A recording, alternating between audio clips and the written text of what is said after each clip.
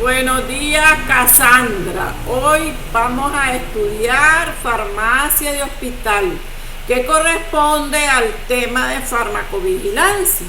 Y vamos a ver entonces en qué consiste la farmacovigilancia. Los medicamentos modernos han cambiado la forma de tratar y combatir a las enfermedades. Sin embargo, pese a todas las ventajas que ofrecen, cada vez hay más pruebas de que las reacciones adversas a los fármacos son una causa frecuente, aunque a menudo prevenible, ¿de qué? De enfermedad, discapacidad o de incluso la muerte, hasta el punto de que en algunos países figuran entre las causas principales de mortalidad, al margen del peligro intrínseco que puede entrañar cada producto. En ocasiones hay pacientes que presentan una sensibilidad particular e impredecible a determinados medicamentos. Además, cuando se prescriben varios fármacos, existen siempre el riesgo entre ellos que se establezcan reacciones perjudiciales. Por ello, dado el vasto arsenal de medicamentos que hoy existe, la elección y utilización de los más apropiados y seguros para cada persona exige una posible habilidad por parte del facultativo para prescribir. El principal interés del personal de salud y en especial el prescriptor es proporcionar al usuario el mejor tratamiento posible. Sin embargo, pese a todas las ventajas que ofrecen los medicamentos, cada vez hay más pruebas de que las reacciones adversas son una causa frecuente, aunque a menudo prevenible, de enfermedades, discapacidad y muerte. Y también aquí llevan consigo al personal de salud. Debe estar también el alerta a estas enfermedades adversas, sospecharlas y reconocerlas, y también reportarlas en cuanto se detecte. La Organización Mundial de la Salud, OMS, define una reacción adversa como un efecto nocivo y no deseado que se presenta tras la administración de un fármaco a dosis utilizada habitualmente en la especie humana para el diagnóstico, profilaxis o terapia, o para modificar cualquier función biológica. Se excluyen, por lo tanto, la sobredosis y ya sea los accidentes o intención suicida. No todas las reacciones adversas se detectan en los estudios clínicos antes de comercializar los productos. Cuando se registra un medicamento, se entiende que este será para que se utilice en indicaciones específicas demostradas en ensayos clínicos controlados. Y cuando se comercializa, se utiliza en condiciones diferentes a las autorizadas y en poblaciones distintas en las que se fueron estudiadas cuando se sacó el fármaco. Eso ya lo vimos la vez pasada en administración, ¿verdad? De farmacia. Bueno, también vimos que es importante tomar en cuenta este tipo de poblaciones: los niños, los ancianos, las embarazadas y aquellas enfermedades bien definidas, ¿no? Generalmente no hay enfermedades asociadas ni otros tratamientos. El seguimiento tiene que ser riguroso y por un tiempo limitado. No es que toda la vida pues se va a dar ese medicamento que supuestamente se acaba de sacar, ¿verdad? Tenemos que ver a través del transcurso del tiempo de la que se está usando, que si han habido algunas reacciones adversas, como cuando estudiamos la talidomida, ¿verdad? Bueno, los ensayos clínicos controlados por las razones antes mencionadas solamente permiten identificar y cuantificar una parte de los efectos indeseados de los medicamentos, ¿verdad? Solo ellos, de los medicamentos. Tanto así que Muchos efectos adversos son identificados tras la comercialización del medicamento. Cuando este es consumido por grandes grupos de población y durante un tiempo prolongado, estos efectos adversos pueden ser tan serios como para desequilibrar su relación beneficio-riesgo. Así se expresa que alrededor del 3% de los nuevos principios activos que se autorizan después tengan que ser retirados por razones primarias de seguridad y de una proporción aún mayor sufran modificaciones en sus condiciones de autorización. Entonces, ¿qué es lo que tiene que hacer el MINSA? Si ya se está detectando que este medicamento, en vez de dar un bienestar a la población, está así dándole una enfermedad o una discapacidad, entonces lo que hace el MINSA es retirar de toditos los centros de salud, farmacias que tengan existencia de ese medicamento. Tiene que ser el MINSA. ¿Y qué pasa? La compañía distribuidora y la manufacturera tiene que hacerse cargo de esa gran deuda. Por esta razón es fundamental controlar la eficacia y la seguridad que presenten en condiciones reales una vez que los medicamentos son puestos a la venta. El tratamiento nuevo, que todavía no lo conocemos, estamos contrastando desde el punto de vista médico. Por regla general se necesita más información sobre su uso en grupos de población concretos, en especial los niños, las mujeres embarazadas y los ancianos. Estas poblaciones siempre deben de estar presentes en la mente del que prescribe, que en este caso ¿quién es? Es el médico. Sobre el nivel de eficacia y seguridad que ofrece un producto tras largo tiempo de utilización ininterrumpida, sobre todo cambiando con otros medicamentos. Tal vez aquel paciente está utilizando una marca de fármaco y cambia a esta otra marca, entonces ¿qué efectos adversos le trajo? Aunque sea el mismo principio activo, pero cambió de marca. ¿Por qué?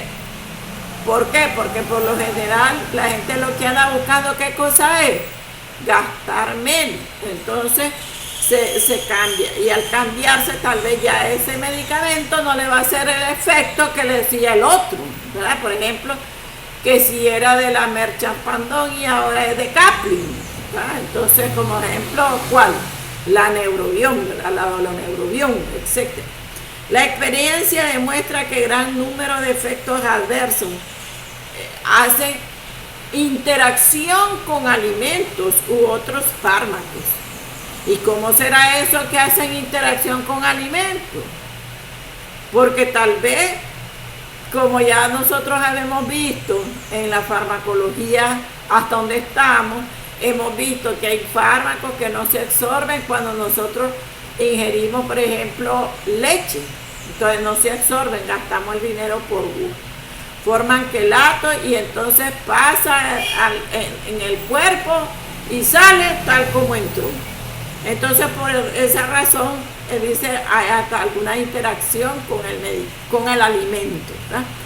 Entonces se debe saber que ese fármaco se debe administrar ya sea con el estómago vacío o con el estómago que no haya tomado leche, por ejemplo, etc. Y factores de riesgo no salen a la luz hasta los años posteriores a la comercialización de un medicamento, etc. Entonces, por ejemplo, algunos medicamentos que pueden producir el cloranfenicol a largo plazo puede producir anemia aplástica. El clioquinol, neuropatía mieloplástica. El ametildopa, anemia hemolítica. La reserpina puede producir depresión. La talidomida, que ya la hemos visto varias veces, malformaciones congénitas, que por eso la sacaron del comercio. Para prevenir o reducir los efectos nocivos para las personas y mejorar así la salud pública, es fundamental contar con mecanismos que evalúen y controlen el nivel de seguridad que ofrece el uso clínico del medicamento. O sea que tenemos que estar siempre vigilando, siempre el farmacéutico tiene que estar vigilando la administración de esos fármacos, fundamentalmente si ese farmacéutico trabaja en una institución como es el MINSA, entonces puede estar en un hospital, entonces tiene que estar observando el tratamiento de determinado paciente, pues le están dando ese fármaco nuevo, ¿verdad? Porque por lo general la farmacovigilancia ya se da pues para aquellos fármacos nuevos, porque ya los antiguos pues ya sabemos que no están dando efectos adversos, pues, o son mínimos. Bueno, vamos a ver ahora el concepto de farmacovigilancia. El Ministerio de Salud de Nicaragua define farmacovigilancia como la identificación y valoración de los efectos de uso agudo y crónico de los tratamientos farmacológicos en el conjunto de la población o subgrupos de pacientes expuestos a tratamientos específicos. Los programas de farmacovigilancia persiguen los objetivos siguientes. 1. Mejorar la atención al paciente y su seguridad en relación con el uso de medicamentos, así como todas intervenciones médicas y paramédicas. 2. Mejorar la salud y seguridad pública en lo que respecta al uso del medicamento. 3. Contribuir a la evaluación de las ventajas, la nocividad, la eficacia y los riesgos que puedan presentar los medicamentos, alentando una utilización segura, racional y más eficaz. Y 4. Fomentar la comprensión y la enseñanza de la farmacovigilancia, así como la formación clínica en la materia y una comunicación eficaz dirigida a los profesionales de la salud y a la opinión pública. Bueno, métodos utilizados en farmacovigilancia. El control de la seguridad de los medicamentos de uso corriente debería ser parte integrante de la práctica clínica. La medida en que el personal clínico está informado de los principios de la farmacovigilancia y ejerce su labor de acuerdo con ellos, tiene gran incidencia en la calidad de la atención sanitaria, ¿verdad? Ya nosotros eso vimos. El farmacéutico sanitario, la que ya pasó de ser aquel farmacéutico que está en aquella vitrina, en aquel estante, sino que ahora ya está dado a la comunidad. Tenemos al farmacéutico comunitario que está pendiente de las enfermedades que se están dando, tanto atacar a las enfermedades como prevenir las enfermedades de esa población, de esa comunidad. La formación teórica y práctica del personal de salud sobre seguridad de los medicamentos. El intercambio de información entre centros nacionales de farmacovigilancia. La coordinación de estos intercambios y la existencia de vasos comunicantes, tanto elementos que redundan en una mejor atención al paciente. Todo esto es para favorecer al paciente. ¿Qué es lo que nosotros buscamos? Que el medicamento sea seguro y eficaz. En este sentido, la circulación y el intercambio sistemático de información colocan a los programas nacionales de farmacovigilancia en una posición idónea para descubrir fisuras en nuestro conocimiento de las enfermedades inducidas por medicamentos. Para desarrollar actividades de farmacovigilancia se emplean diversos métodos. 1. Un sistema de notificación espontánea basado en la identificación y detección de las reacciones adversas sospechosas. Por ejemplo, Llegó la mamá con su niño a pasar consulta y le prescriben este nuevo fármaco. Ella era de consulta externa y entonces se llevó el medicamento, se lo dieron en el centro de salud y se lo llevó para la casa a aplicárselo al niño tal como el médico le indicó. Pero ¿qué pasó? Al niño empezó a darle problemas a nivel de la piel, a darle temperatura, a sentirse mal generalmente, todo el sistema, pues mal. En general se sentía mal el niño. Entonces vino la mamá y se agarró el medicamento y se fue al centro de salud donde se lo dieron a hablar con la directora o con el médico que le prescribió ese medicamento y le dijo, mire, todo esto el niño tiene. Al llegar allá el niño llega con erupciones en la piel, con temperatura y con malestar general. Entonces ya aquí este sería un método de notificación espontánea. ¿Por qué? Porque el paciente llegó a explicar lo que el niño le dio por haber administrado ese fármaco.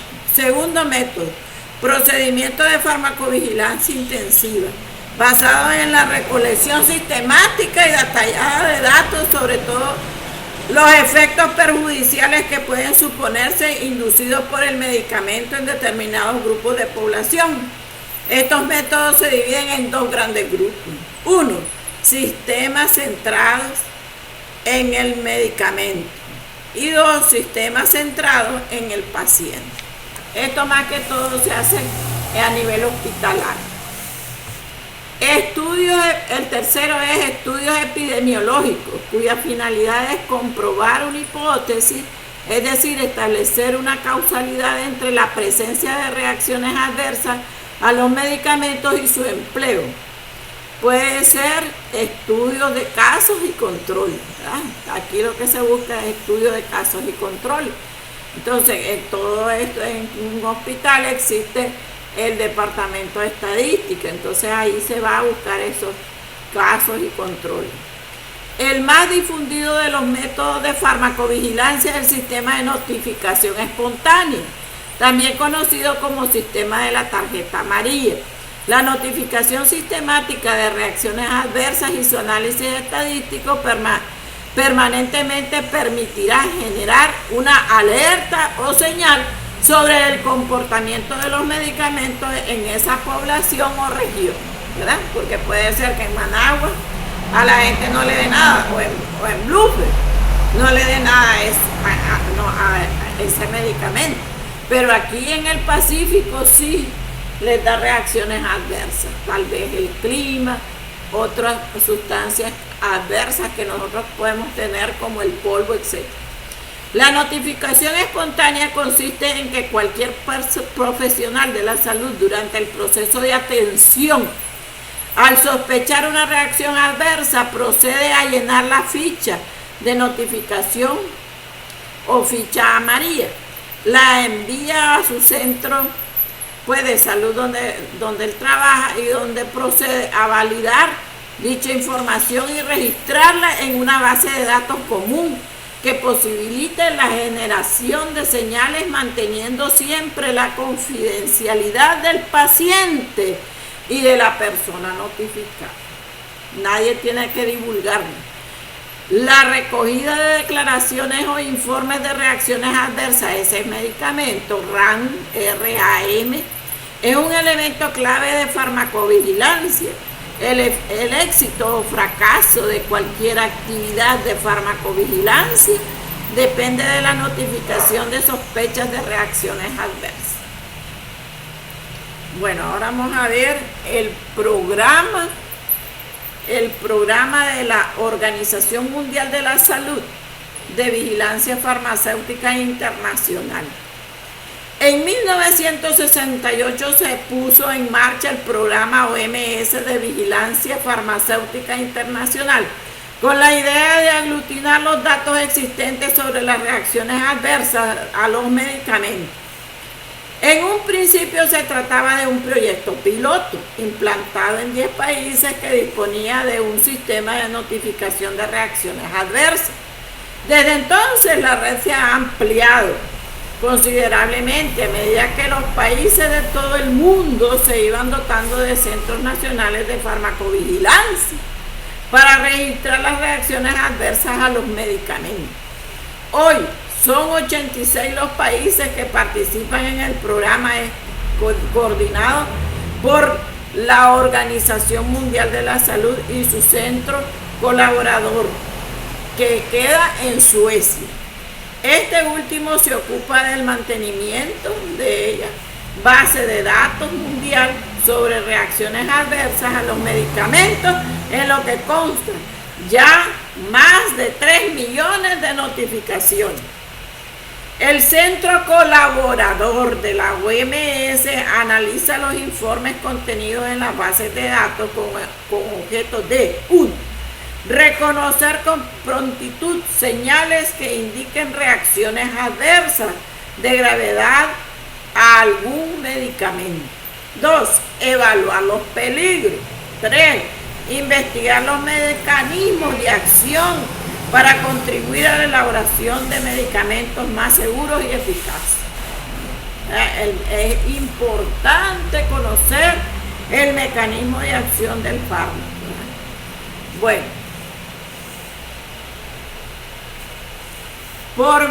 por mediación del comité consultivo, la OMS ejerce un importante papel de asesoramiento especializado sobre todos los temas relativos a la seguridad farmacéutica.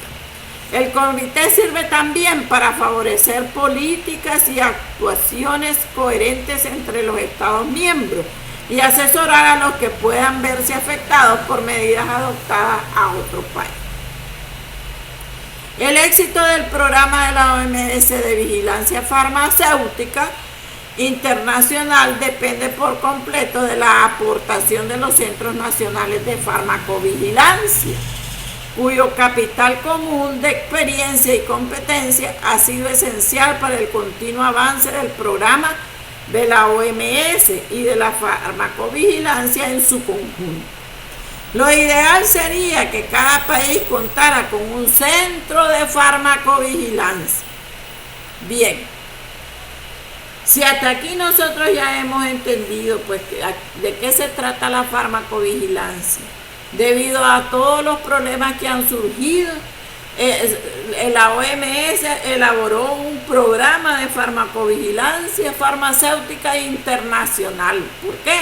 Porque se ha ido ampliando cada día más la lista de problemas de farmacovigilancia, principalmente de aquellos que son notificaciones, o sea, que es el paciente o el tutor del paciente el que llega a explicar qué fue lo que pasó al administrar ese medicamento. A pesar de que cuando se está elaborando el medicamento se hacen una serie de pruebas para hasta entonces ponérselo al humano. Bueno, entonces si hasta ahí estábamos claros, pasamos a normas y guías de notificación obligatoria de reacciones adversas a insumos médicos.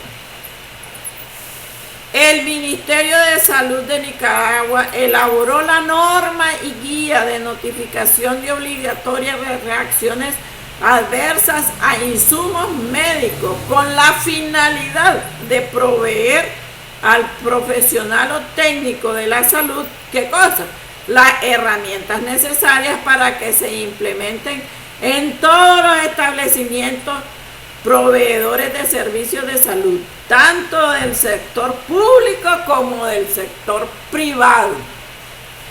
La norma establece reglas generales orientadas a la notificación de sospechas de reacciones adversas a insumos médicos.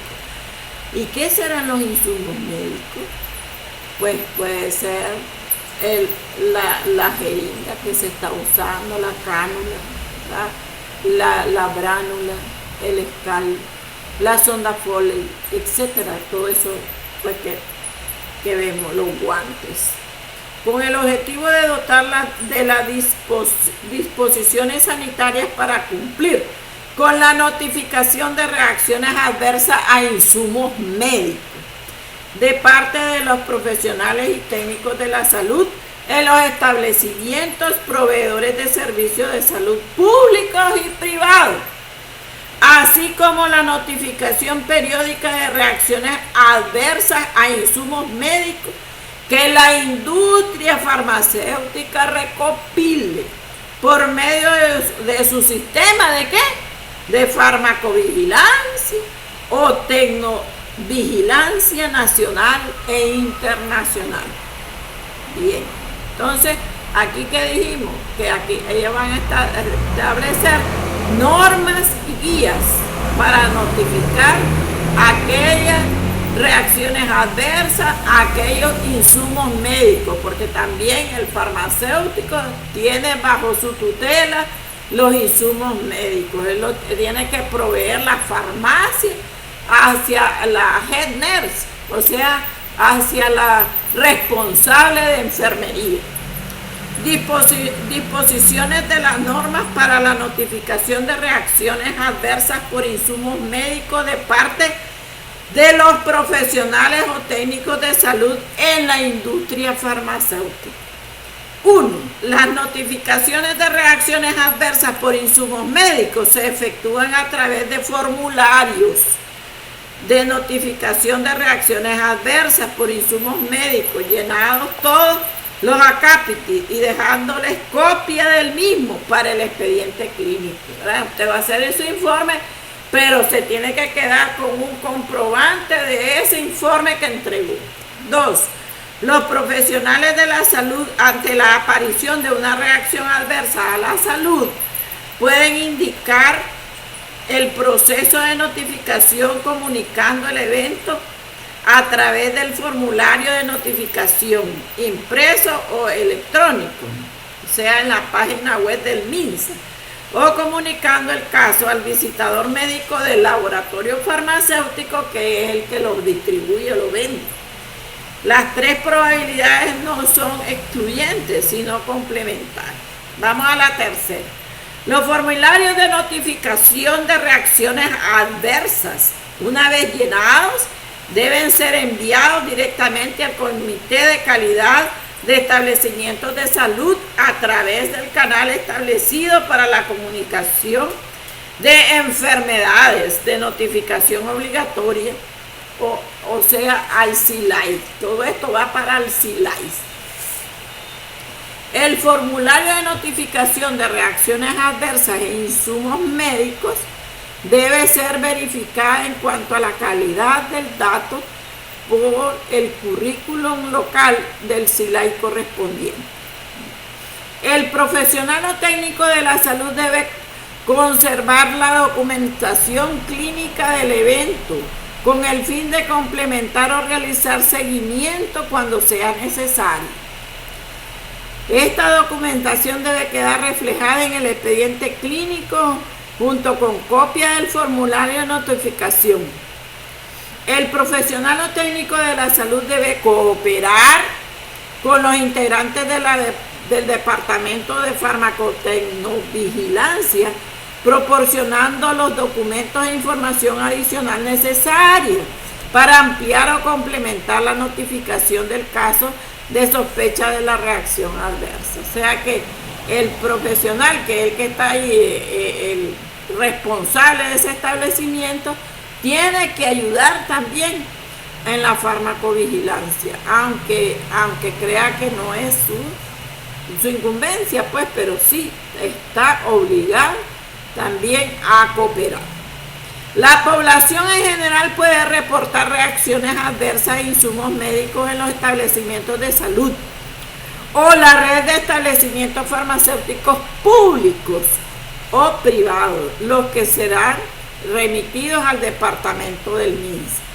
Las reacciones adversas a insumos médicos reportadas a los establecimientos farmacéuticos privados deben ser canalizadas mensualmente por el regente farmacéutico. ¿A dónde? al departamento del MINSA, que en este caso nosotros es al CILAI de aquí de León. Los laboratorios y fabricantes titulares de la comercialización de cada insumo médico tienen la obligación y la responsabilidad de comunicar a la autoridad reguladora nacional las reacciones adversas que reciban los profesionales de la salud. Los laboratorios y fabricantes titulares de la comercialización deben nombrar a un representante o enlace para ventilar la referencia a la farmacovigilancia, quienes tienen la obligación y la responsabilidad de comunicar a la autoridad reguladora nacional las notificaciones de reacciones adversas que reciban de los prescriptores de sus productos comerciales o genéricos. Comerciales son los éticos o genéricos. Los laboratorios y fabricantes titulares de la comercialización de cada insumo médico tienen la obligación y la responsabilidad de transmitir al Departamento de Farmacovigilancia los datos de seguridad que reciben del sistema de farmacovigilancia del país de origen, o sea, de Nicaragua, pues de Nicaragua, y toda la información disponible de ensayos clínicos u otros estudios, así como la notificación de todo uso de medicamentos al margen de los términos de la autorización de la comercialización. ¿Se fijan? Es importante esta palabra, la autorización de la comercialización. ¿Cuántos alcohol gel han surgido ahora? Pero muchos alcohol gel han surgido ahora. ¿Y quién les ha dado esa autorización? A todo mundo le dan autorización que hagan alcohol gel. Ahí andan en la calle, pues. ¿Y ese alcohol gel de qué grado alcohólico será? ¿Ah? Si algunos dicen que lo fabricaron con joyita, y joyita no tiene ni siquiera el 60%. ¿Por qué? Porque no puede administrárselo el humano de 60%. Entonces, no le va a matar los gérmenes o los microorganismos con ese grado alcohólico. Por lo tanto, ese no está autorizado para su comercialización y está por debajo de la mesa. Es clandestino.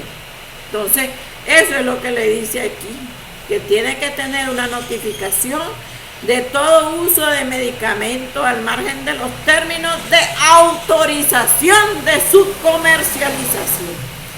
Para renovación de la autorización de comercialización se tendrá en cuenta, pues o sea que esta autorización tiene un margen, tiene un tiempo de vida, como las licencias para el farmacéutico de 2 años, 3 años, de 5 años, según ellos, ¿verdad? Según lo estima el MINSA, por lo general es de 2 años.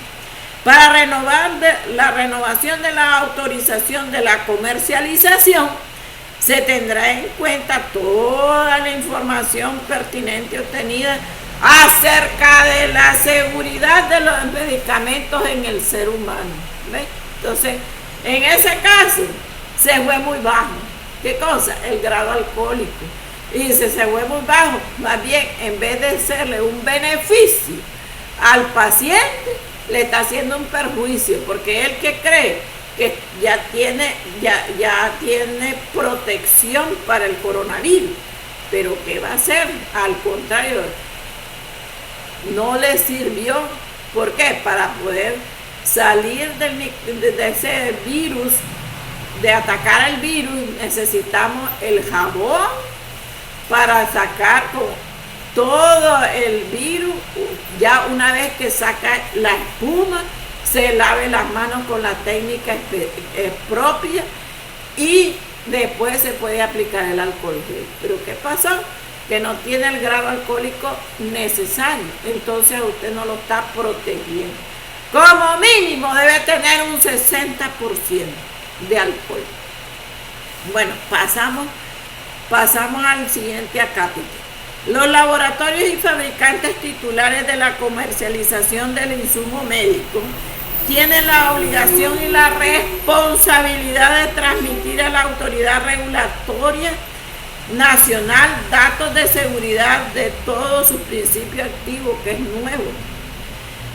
Biosimilar, medicamentos pediátricos, medicamentos cuya autorización haya sufrido cambios significativos en un nuevo proceso de fabricación, en el caso de aquellos medicamentos biotecnológicos. El laboratorio y fabricantes titulares de autorización de comercialización informarán de manera inmediata a la autoridad reguladora nacional cualquier prohibición, restricción impuesta por las autoridades competentes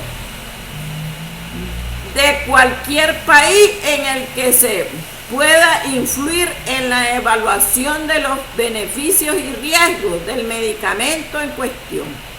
La información incluirá tanto los resultados positivos como aquellos negativos. Se deben hacer ensayos clínicos u otros estudios en todas las indicaciones y poblaciones, estén o no incluidos en la autorización de comercialización, así como los datos sobre el uso del medicamento, cuando tal uso no se ajuste a los términos de la autorización de comercialización. El laboratorio y fabricantes titulares de autorización de comercialización se asegurarán de que la información del producto esté actualizada en función de los últimos conocimientos científicos, incluidas las conclusiones de las evaluaciones y las recomendaciones publicadas en la página web de agencias reguladoras nacionales o internacionales. Bueno, espero que a usted le haya gustado este tema, ¿verdad? Hoy entonces nosotros, ¿qué fue lo que estudiamos? En farmacia y hospital, el tema es farmacovigilancia. ¿Y cuál es el objetivo de la farmacovigilancia? Todo va en el bienestar del paciente o del usuario del fármaco. Entonces, ¿cómo surgió? Entonces, ahora viene el cuestionario. ¿Qué consiste la farmacovigilancia? ¿O cómo podríamos nosotros definir el concepto de farmacovigilancia? Esa es la primera pregunta. La segunda pregunta, ¿por qué surgió la farmacovigilancia? ¿Por qué surgió? Porque antes se hacía el medicamento, lo preparaban en los laboratorios, se tomaban en cuenta todas las normas necesarias, se estaba haciendo las pruebas y se sacaba hasta que tenía tanto tiempo de estarla reproduciendo, etc. Pero al final, a pesar de que se hizo todo eso con la talidomida, al paso del tiempo se vio que la mujer embarazada no la podía tener porque daba un hijo con malformaciones o mutilado, ¿verdad? Ya puede alguno de sus miembros mutilados. Entonces así surge la farmacovigilancia y ahí usted va a seguir buscando ahí porque ya le queda aquella cosita de que yo voy a investigar más, la curiosidad y la necesidad de saber. ¿Cuál es el principal interés del personal de salud? ¿Cuál es el principal interés del personal de salud y en especial del prescriptor con respecto al usuario? Sería la segunda. Bueno, ¿cómo define, la tercera, cómo define la Organización Mundial de la Salud reacción adversa? Esa sería la tercera. La cuarta, dar ejemplos clásicos de reacciones adversas graves o inesperadas, ¿verdad? Esa sería la cuarta. Dar ejemplos, no me va a poner uno o dos, me puede poner unos tres. ¿Y qué tenemos que hacer nosotros los farmacéuticos para prevenir o reducir los efectos nocivos de estos efectos adversos de un fármaco en particular? ¿Qué podemos hacer para prevenir? ¿Verdad? Y el otro sería la quinta pregunta: ¿cuáles son los métodos utilizados en farmacovigilancia? ¿Cuáles son los métodos utilizados en farmacovigilancia?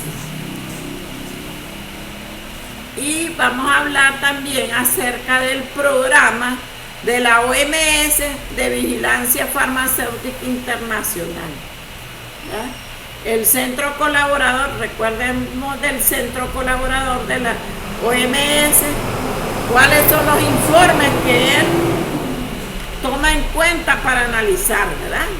Y en base a eso se propone determinados objetivos. ¿Cuáles serán esos objetivos? Pues ya nosotros los conocemos, ¿verdad? Entonces eso sería para el trabajo, para el examen, ¿verdad? Entonces ya con esto tenemos dos temas, ¿verdad? Dos temas. Para el segundo parcial, que ya es, creo, ya es en mayo, ¿verdad? El segundo parcial. Entonces, solo nos quedaría un tema para el segundo parcial, que ahí sí ya nos vamos a estar ahí presentes, ¿verdad? Ustedes tienen que llevar cada asignatura sus 3 trabajos. Por cada asignatura van a tener 3 trabajos que van a entregar el día del examen. No hay más fecha. Esa es su fecha, que es la que van a entregar. No me piden a entregar por internet ni por otra cosa, porque prefiero que me los den al día del examen, ¿verdad? El día del examen me van a entregar usted 3 trabajos de farmacia de hospital ya resueltos. Usted lo puede ir resolviendo cada semana y así solo me los entrega, y eso pues le sirven de guía para el examen, ¿verdad? Entonces el tema pasado se llamaba dispensación de los medicamentos y ahora se llama farmacovigilancia. Entonces con esto concluimos la segunda clase o conferencia de farmacia de hospital. Muchas gracias. Espero que haya entendido.